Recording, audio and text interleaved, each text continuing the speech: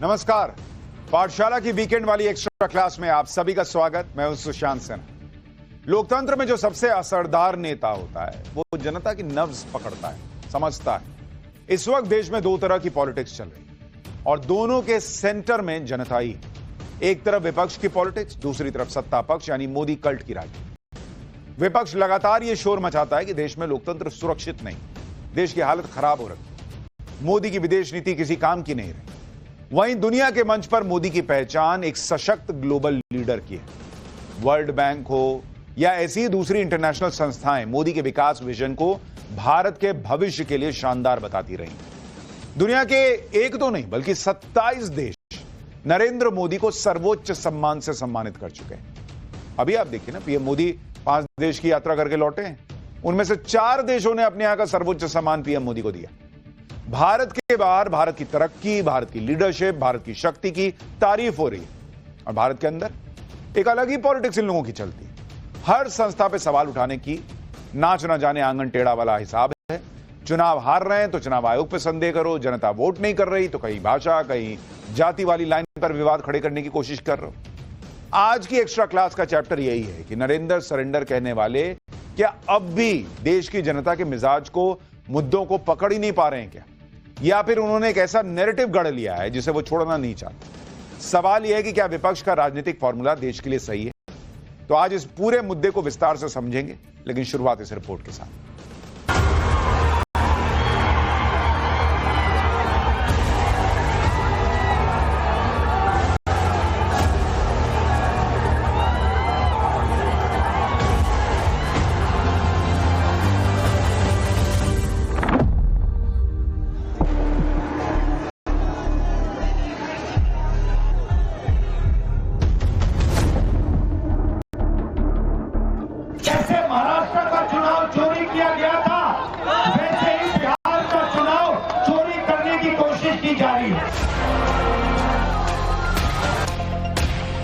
आपको बहुत ही सतर्क रहना है। समृद्ध बिहार की यात्रा पर ब्रेक लगाने के लिए तैयार बैठे लोगों को कोसों दूर रखना है। साबुद्दीन जी अमर रहे, तस्लीमुद्दीन जी अमर रहे। और मैं बिहार के युवा से कहना चाहता हूं, ये सिर्फ आपसे वोट चोरी नहीं हो रहा है, ये आपका भविष्य चोरी हो रहा है। बिहार के नौजवानों के दिल में कभी भी जगह नहीं बना पाई।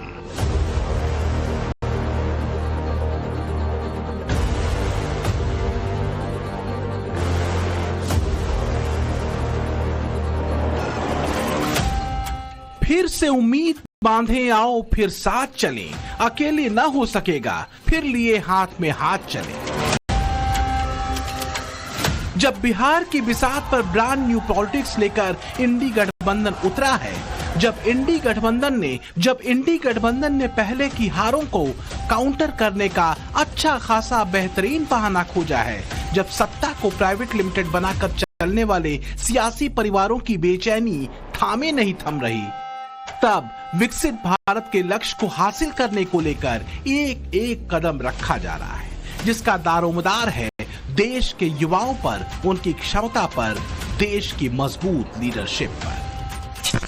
21वीं सदी में नेचर ऑफ जॉब भी बदल रहा है। नए नए सेक्टर्स भी उभर रहे हैं।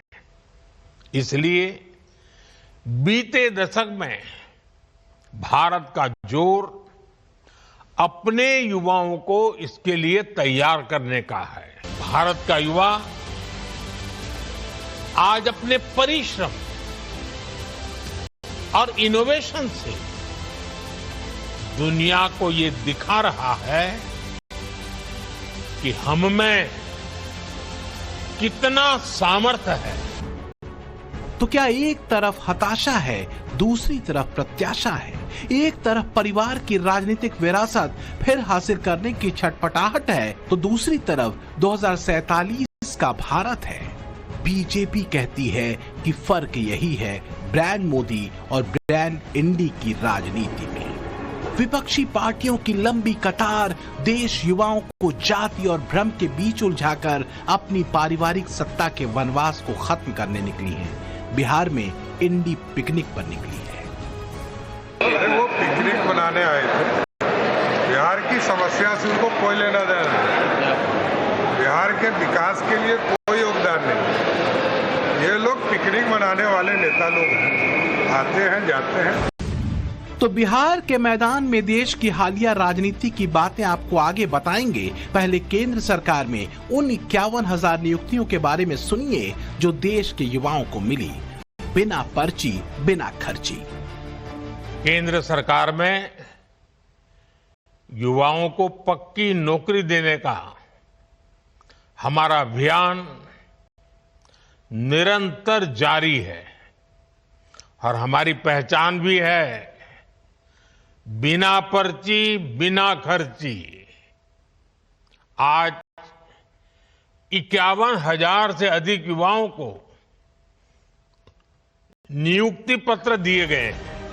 विपक्ष रोजगार के मसले पर मोदी सरकार को घेरता रहा है। क्या वास्तव में ये एक भ्रम है जो फैलाया गया, या रोजगार के मुद्दे पर मोदी सरकार कहीं कमजोर साबित हुई? आंकड़े देखिए।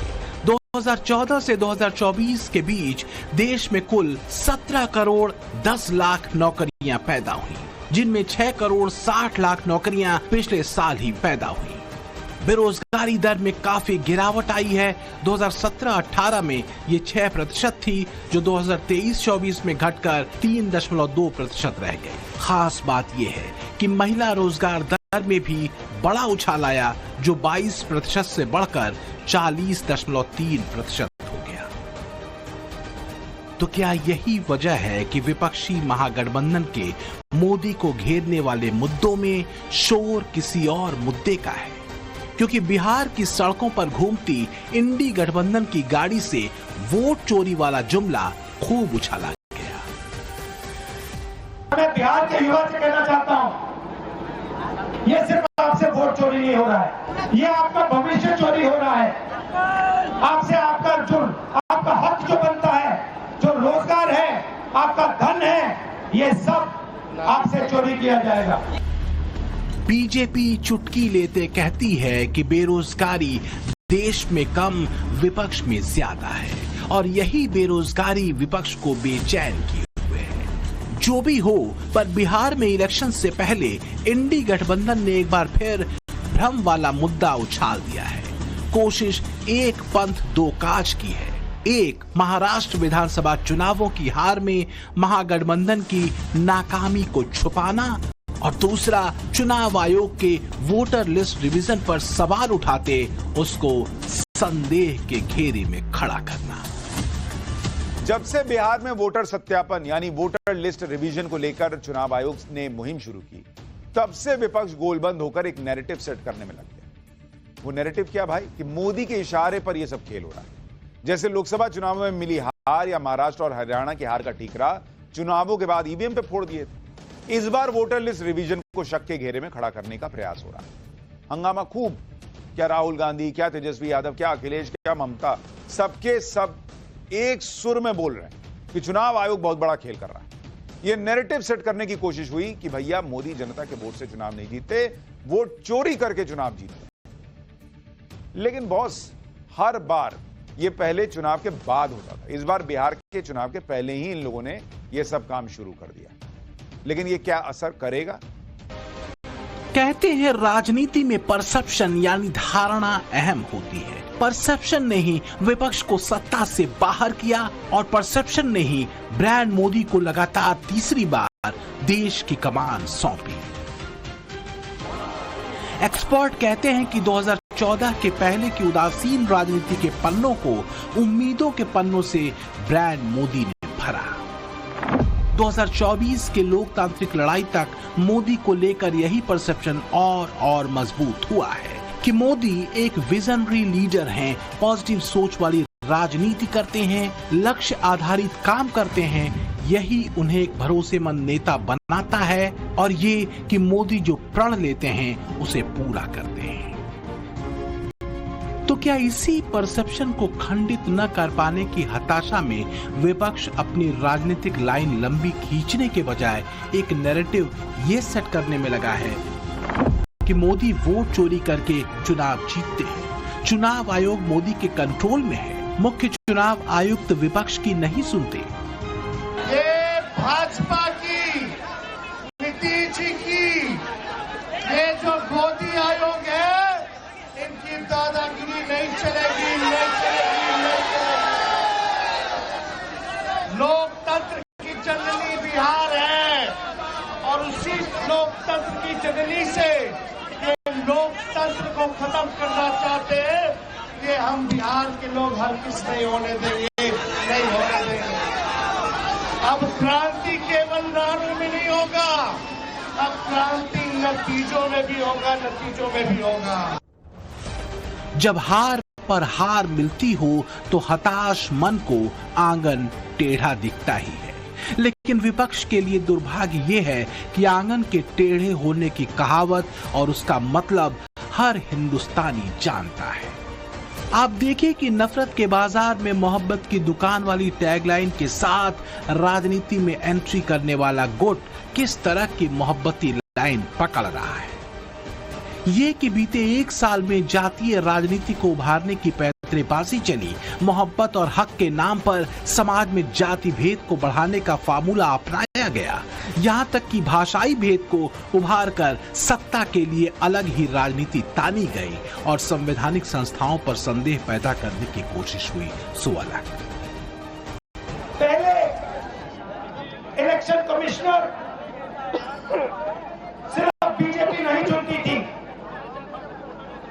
पहले इलेक्शन कमिश्नर को बीजेपी, ऑपोजिशन पार्टी और जो हमारे चीफ जस्टिस है जिन्होंने मांग की कि हमें बैठने दो, हमें इलेक्शन कमिश्नर चुनने दो, उनको बाहर फेंक दिया, उनको कमरे के अंदर आने नहीं दिया और हमें भी साफ कह दिया कि भैया यही नाम है, ये बीजेपी के नॉमिनेटेड इलेक्शन कमिश्नर हैं। मोहब्बत की दुकान वाले सियासी दुकानदार जब चुनाव आयोग पर संदेह जता रहे होते हैं, अपनी हार का ठीकरा चुनाव आयोग पर फोड़ रहे होते हैं, तब वो महाराष्ट्र में हिंदी भाषियों की पिटाई पर मौन साध लेते हैं। इंडी गठबंधन के एक अहम हिस्से शिवसेना उद्धव गुट के कारकुनों का ताजा कांड देखिए। मुंबई से सटे विरार में एक टैक्सी ड्राइवर की जमकर पिटाई कर दी गई। सरेआम इस टैक्सी ड्राइवर को उद्धव की पार्टी के कार्यकर्ताओं ने पीटा और फिर मराठी न बोलने पर कान पकड़कर माफी भी मांगी।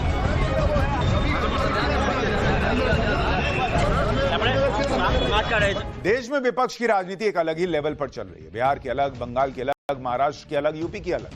सारे राज्यों में एक बात कॉमन है, विपक्ष का एक बड़ा असरदार हिस्सा इन प्रदेशों में उन राजनीतिक पार्टियों का है जो एक परिवार से जुड़ी, चाहे कांग्रेस हो, बिहार में आरजेडी हो, यूपी में समाजवादी पार्टी हो, बंगाल में टीएमसी हो या महाराष्ट्र में शिवसेना उद्धव गुट या फिर राज ठाकरे की एमएनएस या फिर कांग्रेस। मोदी कल्ट को काउंटर करने के लिए साम दाम दंड भेद टाइप फॉर्मूला अपनाया जा रहा है। फिर चाहे महाराष्ट्र में मुंबई में बीएमसी इलेक्शन के पहले उद्धव राज का मराठा बनाम हिंदी के मुद्दे को हिंसा वाली हवा देना या फिर यूपी बिहार में जाति भेद वाला दाव, सारी कोशिश बस इतनी है कि किसी तरह मोदी के विकास वाली राजनीति पर ब्रेक हो। क्या यह विपक्ष का एक बेचैनी भरा संघर्ष है अपनी पारिवारिक राजनीतिक विरासत को बचाने का? क्यों कुछ लोग ये सवाल पूछ रहे हैं कि क्या अपनी पारिवारिक पार्टियों की साख बचाने के लिए और सत्ता को फिर से परिवार में लाने के लिए ये पार्टियां किसी भी हद तक जाने को तैयार हैं? क्या एंटी मोदी राजनीति के साथ क्या भेद, भ्रम और भावनाओं को भड़काने की लकीर पर बिछाई जा रही है? हार की हताशा, नकार दिए जाने की निराशा और खत्म हुई प्रत्याशा में विपक्ष की पॉलिटिक्स क्या भेद और सिर्फ भेद के फॉर्मूले पर अटकी है? क्या मोदी को काउंटर करने के लिए विपक्ष के पास सकारात्मक राजनीति का एक भी कोना नहीं बचा? पर ये वही दो नवाब है जो ईसीआई से नहीं, ईएमआई से, इमरजेंसी माइंडसेट ऑफ इंदिरा से ग्रसित है और इसलिए परिवार तंत्र को संविधान तंत्र के ऊपर रखते हैं उस समय पर भी रखा और आज भी जब चुनाव हारते हैं तो चुनाव आयोग खराब हो जाता है। वरना कर्नाटका तेलंगाना में चुनाव आयोग ठीक है। जब तेलंगाना में 22 लाख वोट कटते हैं तब वो कांग्रेस पार्टी को भाता है, क्योंकि तब तो इंटेंसिव रिवीजन ठीक होता है। विपक्ष की भ्रम और भेद की राजनीति से अलग ब्रांड मोदी की राजनीति दुनिया में भारत को अलग पहचान देने की है। पिछले हफ्ते 5 देशों की यात्रा में पीएम मोदी को 4 देशों ने अपने सर्वोच्च सम्मान से सम्मानित किया, जो बताता है कि ग्लोबल साउथ में भारत एक मजबूत प्लेयर के रूप में बीते 1 दशक में उभरा है। The world order created after the Second World War is changing fast. The revolution in technology, the rise of the global south, and shifting demographics are contributing to its pace and scale. Modi के लिए चुनौती 3 साल अपनी ओर खींचा है। बदलती geopolitics में भारत के रोल और रिफॉर्म्स पर लगातार चर्चाएं होती रही हैं, खासकर तब जब अमेरिकी राष्ट्रपति ट्रंप एक अलग तरह के टैरिफ फेडरलिज्म यानी कर सामंतवाद की व्यवस्था के साथ अपनी दूसरी पारी खेल रहे हो। जिस तरह से पीएम मोदी ने फिलहाल ग्लोबल साउथ की अपनी मुहिम पर फोकस किया है, उसे लेकर ऐसा लगता है कि वो इस रीजन में भारत की एक निर्णायक भूमिका को लेकर अब बेहद गंभीर है। The scale and speed of change in the world is unprecedented. There are fundamental shifts in the nature of politics and power. Free trade is under pressure. There are growing global divisions, disputes, and disparities. The voice of the developing world remains on the margins. India has always tried to bridge this gap. It is time for us to work together to give the global south its rightful seat at the right table. Modi का global south के साथ भारत के मजबूत रिश्ते और एकजुटता का सूत्र कितना असरदार हो सकता है, ये बात विकसित देश बखूबी समझते हैं। बदलते वक्त के साथ अब अफ्रीकन देशों के अलावा लैटिन अमेरिकी देशों और ऑस्ट्रेलिया के साथ पीएम मोदी ने मजबूत कूटनीतिक संबंध बनाए हैं। अपनी इन विदेशी यात्राओं में पीएम मोदी ने एक और रिकॉर्ड अपने नाम किया है। पीएम मोदी ने अब तक 17 विदेशी संसदों को संबोधित कर लिया है। यह आंकड़ा कांग्रेस के सभी पूर्व प्रधानमंत्रियों द्वारा दिए गए कुल भाषणों के बराबर है। आजाद भारत के पहले प्रधानमंत्री जवाहरलाल नेहरू ने कुल 3 विदेशी संसदों को संबोधित किया था। इंदिरा गांधी ने 4, राजीव गांधी ने 2, मनमोहन सिंह ने 7 और पीवी नरसिम्हा राव ने 1 संसद को संबोधित किया था। कुल मिलाकर कांग्रेस प्रधानमंत्रियों ने 70 वर्षों में 17 बार विदेशी संसद को संबोधित किया। वहीं पीएम मोदी ने 2014 से अब तक यानी सिर्फ 11 वर्षों में ही इन 17 विदेशी संसदों को संबोधित कर एक रिकॉर्ड की बराबरी कर ली है। ये केवल नंबर भर नहीं है, बल्कि ये भारत की नई विदेश नीति का प्रतिबिंब है, जो अब हर मंच पर मुखर और असरदार है।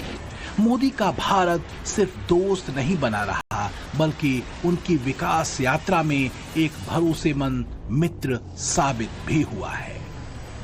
So thank you very much, Prime Minister Modi. You are a champion among कि दोनों ही मोर्चों पर डटे हुए हैं।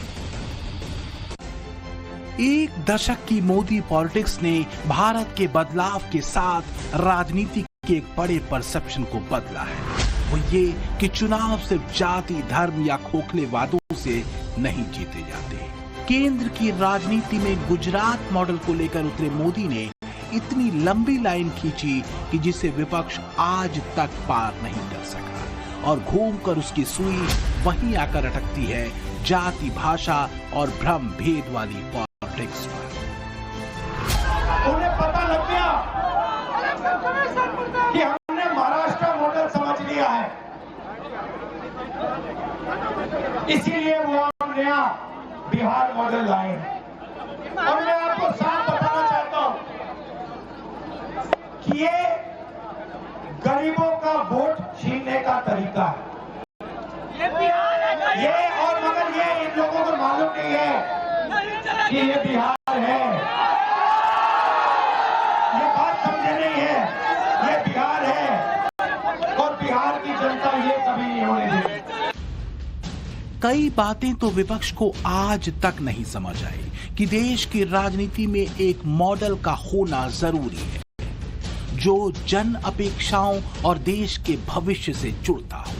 जब तक ये बात विपक्ष को समझ नहीं आएगी तब तक उसके लिए हर चुनाव के बाद आंगन को टेढ़ा बताने की मजबूरी बनी रहेगी। जिस देश में 60% से ज्यादा आबादी युवाओं की हो, उस देश के वोटर को आंगन टेढ़ा कहकर बरगलाया नहीं जा सकता। हालांकि ये नहीं कहा जा सकता कि देश में सब कुछ दुरुस्त हो गया।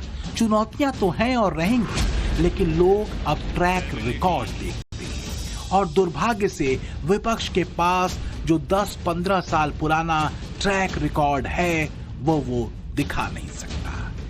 हाँ, मोदी के हर ट्रैक रिकॉर्ड पर सवाल जरूर उठा सकता है।